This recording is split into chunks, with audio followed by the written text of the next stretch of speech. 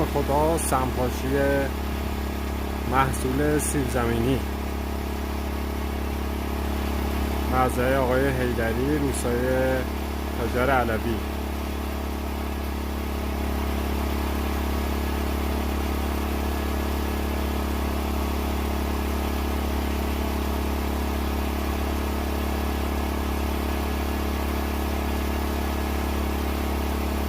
پاشش قوی با نازل‌های میکرونری برای هوای بسیار مناسب.